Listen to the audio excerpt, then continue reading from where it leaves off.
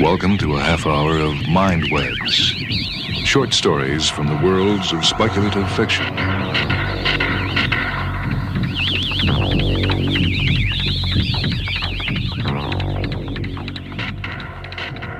This is Michael Hanson.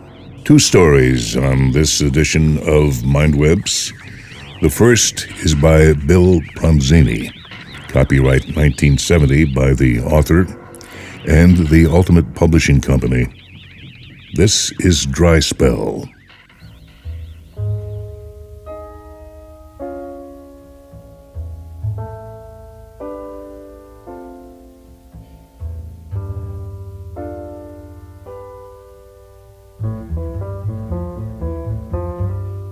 The bane of all writers, John Kensington thought glumly, whether they be poor and struggling or whether they be rich and famous, is the protracted dry spell. He sat staring at the blank sheet of yellow foolscap in his typewriter. His mind was as blank as that paper. Not a single idea. Not a single line of writing that even remotely reached coherency in almost 3 weeks.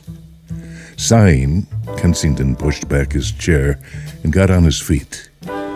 He went to the small refrigerator in the kitchenette, opened his last can of beer, and took it to the old Morris chair that reposed near his desk.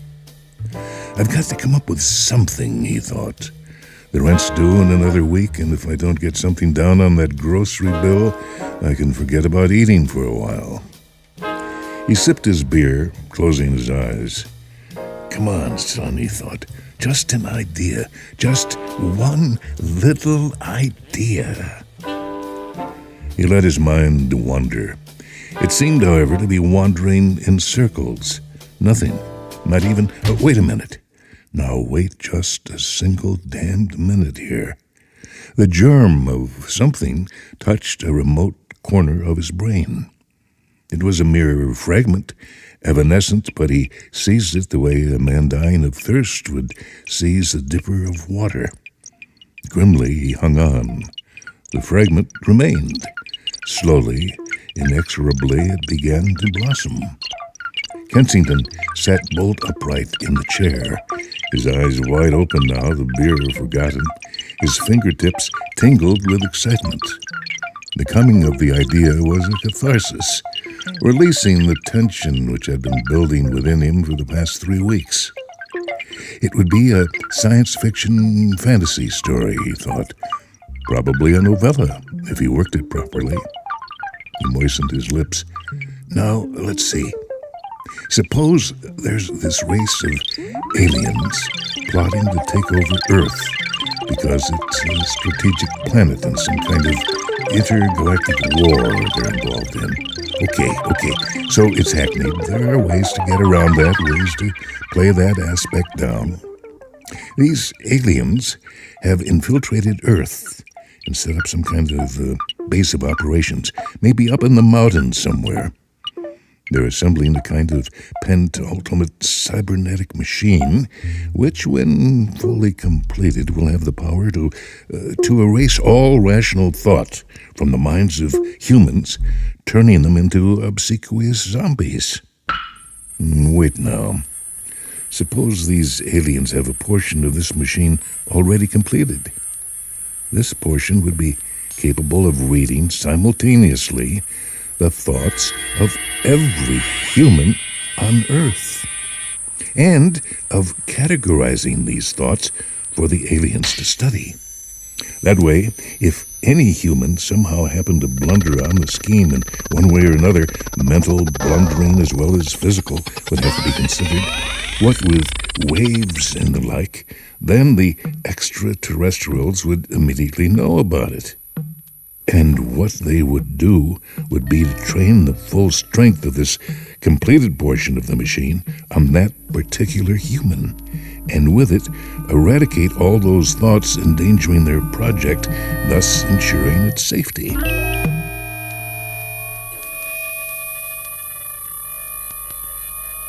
Kensington was sweating a bit now, his forehead crinkled in deep thought. Sure, he thought. Sure, it's a touch far out, but if I handle it right, who knows? At least it's a good, workable idea, which is a hell of a lot better than nothing at all. Now, how am I going to save Earth from this fate? It has to be in some way that's totally plausible, not too gimmicky, and all at once the answer popped into his mind. By God, Kensington thought, it's perfect. There's not a flaw in it. He grinned hugely. Those damned aliens wouldn't stand a snowball's chance in you-know-where if I set it up this way. And he stood abruptly and started for his typewriter. The progression of the story was already flowing, plotting itself firmly in Kensington's mind. He sat at the typewriter, excitement coursing through him because he knew he could feel that the dry spell was at an end. His fingers poised over the keys.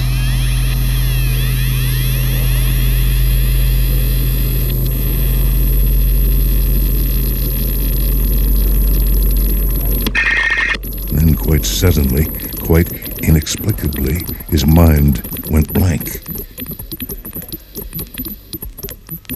He pressed his forehead against the cool surface of his typewriter. Why, he moaned silently. Why, oh, why can't I come up with just one little story idea?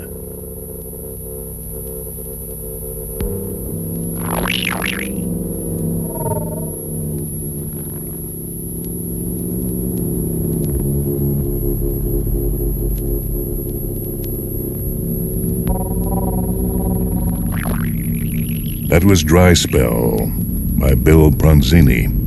Copyright 1970 by the Ultimate Publishing Company.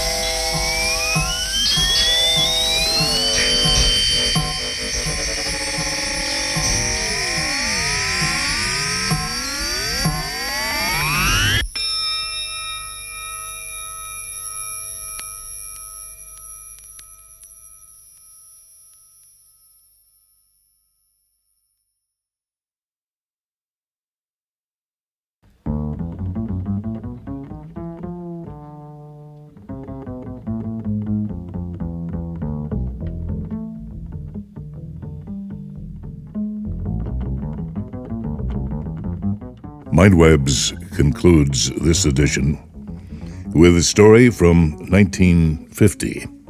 This is Jack Finney's The Third Level, copyright by the author.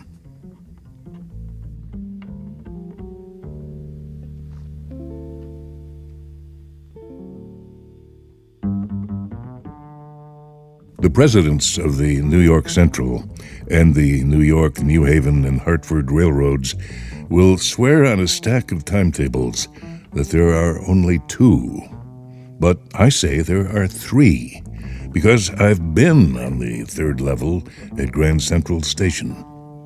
Yes, I've taken the obvious step. I've talked to a psychiatrist friend of mine, among others, and I told him about the third level at Grand Central Station. And he said it was a waking dream wish fulfillment.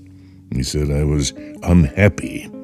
That made my wife kind of mad, but he explained that he meant the modern world is full of insecurity and fear, war, worry, and all the rest of it, and that I just want to escape.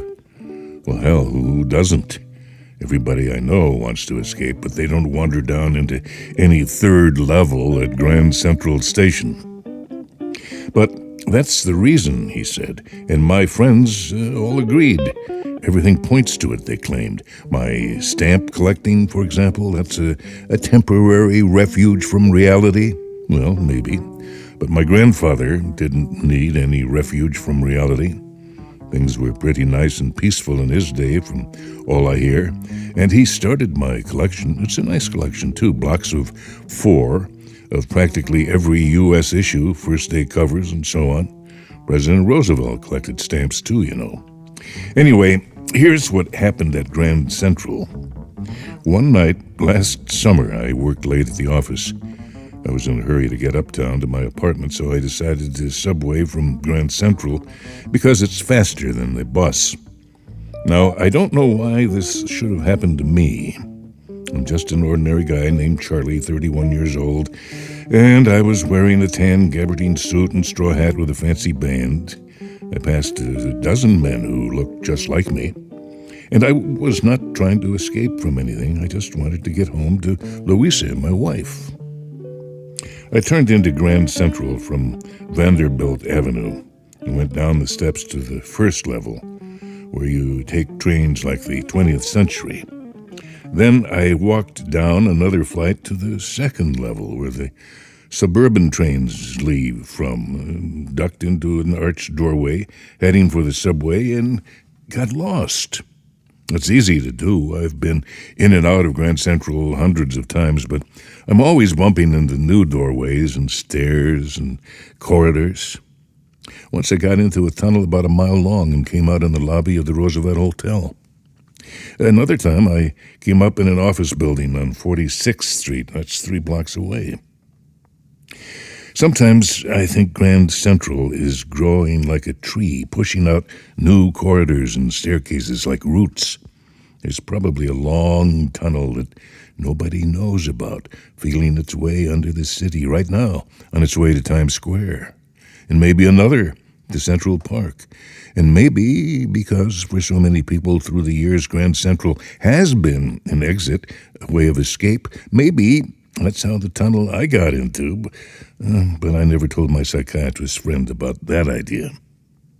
The corridor I was in began angling left and slanting downward, and I thought that was wrong, but I kept on walking.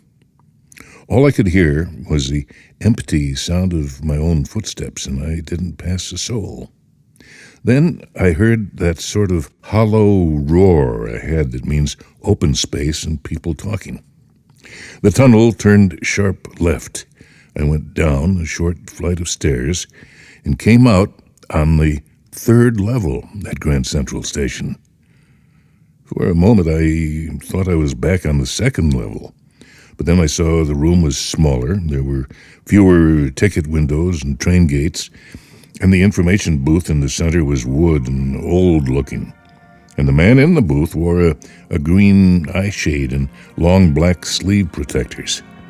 The lights were dim and sort of flickering, and then I saw why. They were open-flame gas lights. There were brass spittoons on the floor, and across the station, a glint of light caught my eye. A man was pulling a gold watch from his vest pocket. He snapped open the cover and glanced at his watch and frowned. He wore a dirty hat, a black 4-button suit with tiny lapels, and he had a big black handlebar mustache.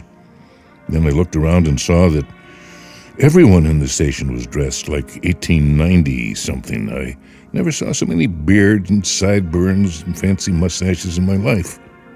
A woman walked in through the train gate, and she wore a dress with leg of mutton sleeves and skirts to the top of her high-buttoned shoes. Back of her, out on the tracks, I caught a glimpse of a locomotive, a very small Currier and Ives locomotive with a funnel-shaped stack. And then I knew. To make sure, I walked over to a newsboy and glanced at the stack of papers at his feet. It was The World, and The World hasn't been published for years. The lead story said something about President Cleveland. I've found that front page since in the public library files, and it was printed June 11th, 1894. Well, I turned toward the ticket windows, knowing that here, on the 3rd level at Grand Central, I could buy tickets that would take Louisa and me anywhere in the United States we wanted to go. In the year 1894, and I wanted 2 tickets to Galesburg, Illinois. Have you ever been there? It's a wonderful town, still with big old frame houses, huge lawns, tremendous trees whose branches meet overhead and roof the streets. And in 1894, summer evenings were twice as long, and people sat out on their lawns, the men smoking cigars and talking quietly, the women waving palm leaf fans with the fireflies all around in a peaceful world. To be back there with the First World War still 20 years off and World War II over 40 years in the future, I wanted 2 tickets for that. The clerk figured the fare. He glanced at my fancy hatband, but he figured the fare, and I had enough for 2 coach tickets one way. But when I counted out the money and looked up, the clerk was staring at me. He nodded at the bills. "That ain't money, mister," he said. "If you're trying to skin me, you won't get very far." And he glanced at the cash register, the drawer beside him. Of course, the money was old-style bills, half again as big as the money we use nowadays, and different looking. I turned away and got out fast. There's nothing nice about jail, even in 1894. And that was that. I left the same way I came, I suppose. Next day during lunch hour, I drew $300 out of the bank, nearly all we had, and bought old-style currency. That really worried my psychiatrist friend. You can buy old money at almost any coin dealer's, but you have to pay a premium. My $300 bought less than $200 in old-style bills, but I didn't care. Eggs were 13 cents a dozen in 1894. But I've never again found the corridor that leads to the 3rd level at Grand Central Station, although I've tried often enough. Louisa was pretty worried when I told her all this and didn't want me to look for the 3rd level anymore. And after a while, I stopped. I went back to my stamps, but now we're both looking every weekend, because now we have proof that the 3rd level is still there. My friend, Sam Weiner, disappeared. Nobody knew where, but I sort of suspected because Sam's a city boy, and I used to tell him about Galesburg. I went to school there, and he always said he liked the sound of the place, and that's where he is, all right, in 1894. Because one night, fussing with my stamp collection, I found, well, do you know what a first-day cover is? When a new stamp is issued, stamp collectors buy some and use them to mail envelopes to themselves on the very first day of sale, and the postmark proves the date. The envelope is called a first-day cover. They're never opened. You just put blank paper in the envelope. That night, among my oldest first-day covers, I found one that shouldn't have been there, but there it was. It was there because someone had mailed it to my grandfather at his home in Galesburg. That's what the address on the envelope said. And it had been there since July 18th, 1894. The postmark showed that, yet I didn't remember it at all. The stamp was a 6-cent dull brown with a picture of President Garfield. Naturally, when the envelope came to Granddad in the mail, it went right into his collection and stayed there till I took it out and opened it. The paper inside was not blank.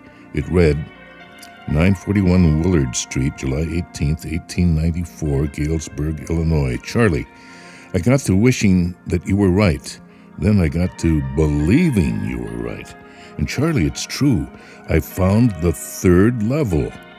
I've been here 2 weeks, and right now down the street at the Dailies, someone is playing a piano, and they're all out on the front porch singing Nellie Home. And I'm invited over for lemonade. Come on back, Charlie and Louisa. Keep looking till you find the 3rd level. It's worth it, believe me. The note is signed Sam. At the stamp and coin store I go to, I found out that Sam bought $800 worth of old-style currency. That ought to set him up in a nice little hay, feed, and grain business. He always said that's what he really wished he could do, and he certainly can't go back to his old business, not in Galesburg, Illinois, in 1894. His old business? Why, Sam was my psychiatrist.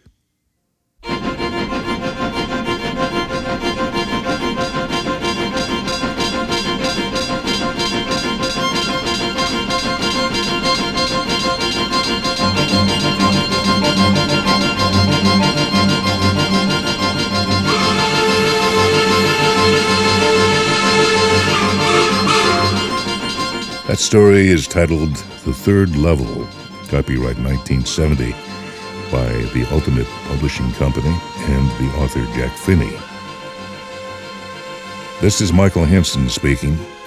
Technical production for this episode of Mindwebs by Darkman. This is a special production of Mindwebs by WMSE 91.7 FM, Milwaukee.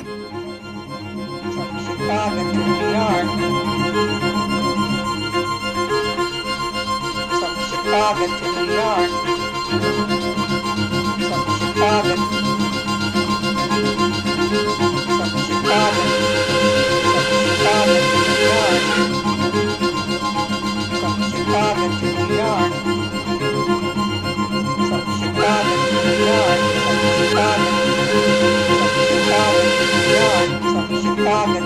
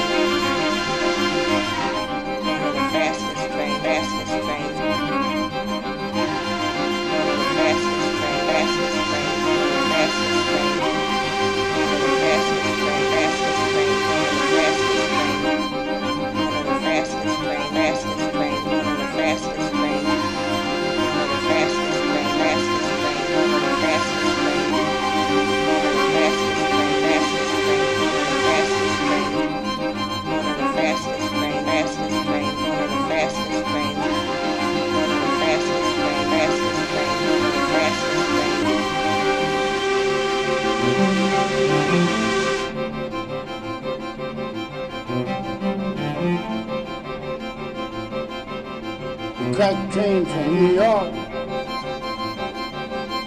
Crack train to New York. Crack train to New York. Crack train to New York, New York. Crack train to New York, New York. Crack train to New York, New York.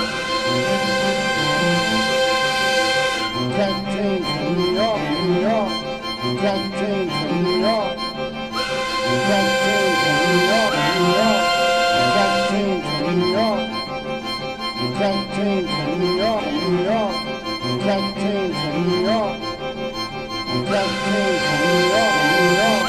We got Caine from New York. We got Caine from New York, New York. We got Caine from New York.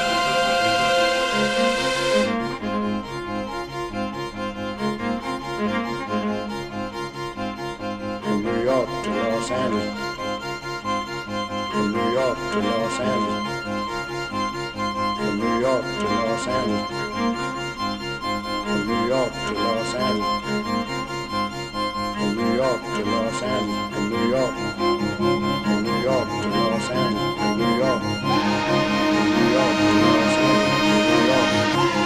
From New York to Los Angeles. From New York. From New York to Los Angeles. From New York. From New York to Los Angeles. From New York. From New York. From New York to Los Angeles. From New York. New York. From New York to Los Angeles. From New York. New York. From New York to Los Angeles. From New York. New York. From New York to Los Angeles. From New York. New York. From New York to Los Angeles. From New York. New York.